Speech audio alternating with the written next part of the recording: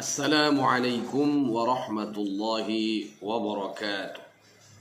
Alhamdulillah wassalatu wassalamu ala Rasulillah wa ala alihi wa sahbihi wa mawalah, amma ba'd. Ikhwati fillah rahimakumullah, sahabat muslim dimanapun antum berada, semoga senantiasa sehat walafiat dan dalam lindungan Allah subhanahu wa ta'ala.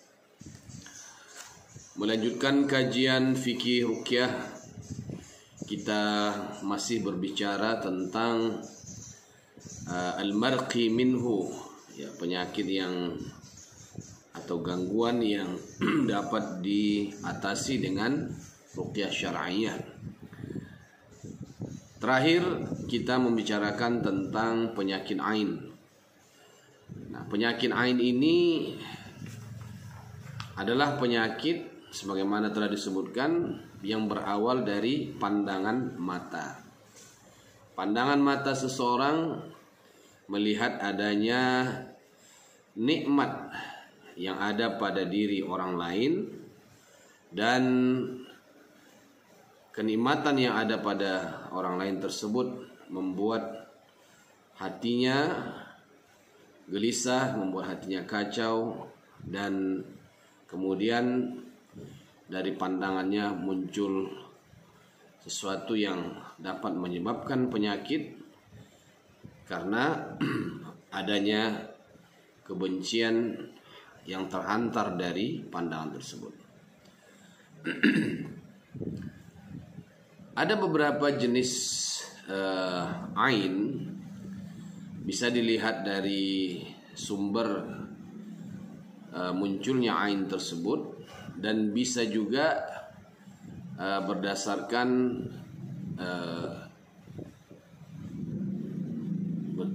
berdasarkan akibat-akibat yang dimunculkan oleh ain itu sendiri. Pertama, dilihat dari sumber yang menyebabkan munculnya ain. Ada beberapa jenis ain. Ya, setidaknya di sini dalam fikih ruqyah disebutkan ada 3. Ya. Pertama namanya ainul ins, ya, ain manusia. Nah, pada umumnya ketika kita berbicara tentang ain, maka itu biasanya berkaitan dengan ain yang ditimbulkan oleh manusia. Artinya hasad yang ada pada diri seorang manusia itu kemudian menjadi penyebab munculnya ain tersebut. Yang kedua disebut dengan ainul jin, ain yang bersumber dari bangsa jin. Nah, apakah jin memiliki hasad, kedengkian kepada manusia? Jelas bahwa hasad yang pertama sekali muncul di permukaan bumi berasal dari iblis kepada Nabi Adam alaihissalam. Nah, iblis ini adalah nenek moyangnya bangsa jin, sehingga sifat tersebut terus akan diwariskan kepada anak cucunya, yaitu dari bangsa jin, kecuali jin-jin yang beriman dan yang bertakwa kepada Allah Subhanahu wa taala. Jadi adanya hasad dari bangsa jin itu dapat menimbulkan penyakit juga kepada manusia. Ada banyak nas dari hadis Rasulullah sallallahu alaihi wasallam yang menjelaskan adanya indikasi, ya, ainul jin yang dapat menimpa manusia.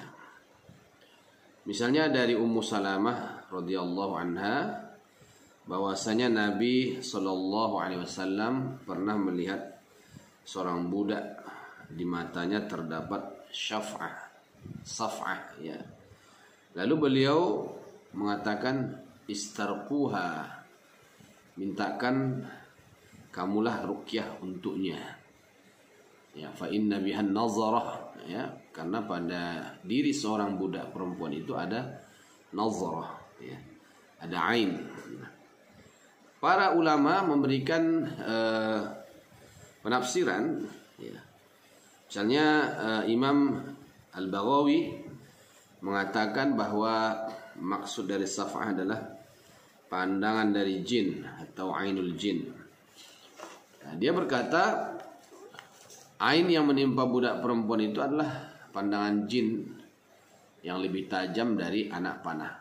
Itu pendapat Imam Al-Baghawi. Sedangkan Abu Ubaid berkata ain setan telah menimpanya, sebagaimana dinukil oleh penulis kitab Umdatul Qari, ya. Imam Al-Khattabi, ya, berkata pandangan ain, pandangan jin atau uyunul jin lebih tajam dari anak panah. Nah, kemudian begitu juga ketika Sa'ad bin Ubadah meninggal dunia, ada yang mendengar jin berkata, kami yang membunuh pemimpin suku Khazraj, ya, Sa'ad bin Ubadah. Kami lempar dia dengan panah. Nah, jadi ada yang menafsirkan bahwa jin itu membunuh Sa'ad dengan ain atau pandangan mereka. Ibnu Qayyim Al-Jauziyah juga pernah berkata, ain itu terbagi dua, ain insiyah dan ain jinniyah. Ada ain yang muncul dari manusia dan ada ain yang muncul dari bangsa jin. Jadi kesimpulannya jin juga, ya, dapat menyebabkan munculnya gangguan atau penyakit ain. Ya. Kenapa? Karena memang jin sebagai makhluk yang diciptakan dari api, mereka mengikuti nenek moyangnya yaitu iblis, yang tentunya sampai hari kiamat pasti menanamkan hasad dan kedengkian kepada umat manusia. Kemudian yang ketiga, ainul haywan, ya, ainul haywan, yaitu ain yang ditimbulkan oleh binatang. Binatang mungkin terasa aneh jika dikatakan bahwa mereka memiliki hasad atau kedengkian kepada manusia. Tetapi walaupun demikian, sebagaimana kata Syekh Said Ahmad Abduh, untuk menjawab pertanyaan ini kita mesti memunculkan sejumlah pertanyaan sekaligus menjawabnya, kata beliau, ya, di dalam kitabnya. Pertanyaan pertama, apakah binatang memiliki jiwa atau roh, ya, atau sama sekali tidak punya jiwa? Nah, tentu jawabannya binatang punya jiwa. Mereka sebagaimana manusia, tentu mereka punya jiwa. Nah, jadi karena binatang itu punya jiwa, tentu di dalam diri, ya, atau di dalam sifat binatang itu ada hal-hal yang mungkin sesuatu yang buruk yang mereka tanamkan atau mereka bawa dari sifat aslinya, sehingga bisa menimbulkan ain pada manusia. Nah, maka pertanyaan kedua akan muncul, apakah jiwa binatang ada yang buruk dan ada yang baik? Nah, jawabannya tentu iya. Ya, kalau kita melihat binatang, ya pasti ada binatang yang baik, ada binatang yang buruk, ada binatang yang jina, ada binatang yang liar. Tentu semua itu tidak hanya merupakan tampilan lahiriah, tentunya itu muncul dari jiwa mereka. Ketika ada satu binatang pada orang lain, dia jahat, tapi pada tuannya dia baik. Nah, tentu ini ada sebab. Jadi oleh karena itu kalau ditanya apakah ada jiwa jin itu yang jiwa binatang itu yang buruk, tentu jawabannya iya. Disebutkan dari Jabir bin Abdullah, katanya kami diperintahkan oleh Rasulullah Sallallahu Alaihi Wasallam membunuh anjing. Sampai-sampai ada seorang perempuan yang datang dari kampung membawa anjing, kami membunuh anjingnya. Setelah itu Nabi Sallallahu Alaihi Wasallam melarang agar tidak membunuh anjing, tapi kemudian berkata, ya bunuhlah anjing yang berwarna hitam. Alaikum bil aswadil bahim. Nah, jadi bunuhlah anjing yang berwarna hitam. Ya, dzin nuqtatain, yang memiliki 2 titik putih. Nah, sesungguhnya ia adalah setan. Fa innahu syaitan. Nah, jadi ketika ada anjing hitam berbintik putih, nah itu yang disuruh kita untuk membunuhnya. Ya. Jadi Rasulullah Sallallahu Alaihi Wasallam mengatakan bahwa anjing yang seperti itu adalah setan. Apa maksud dari setan dalam hadis tersebut? Mengandung 2 kemungkinan. Pertama, bermakna setan secara hakiki, tapi dia menjelma dalam bentuk anjing. Sebagaimana kita yakini bahwa jin itu diberikan kemampuan oleh Allah tasyakkul, yaitu menjelmakan diri dengan sesuatu. Kemudian di dalam hadis yang lain Rasulullah juga memerintahkan agar kita membunuh ular. Dalam hadis riwayat Muslim disebutkan, bunuhlah ular-ular, terutama yang memiliki 2 garis putih di punggungnya dan ekornya terputus, karena keduanya dapat menggugurkan janin perempuan yang hamil dan membutakan mata. Nah, jadi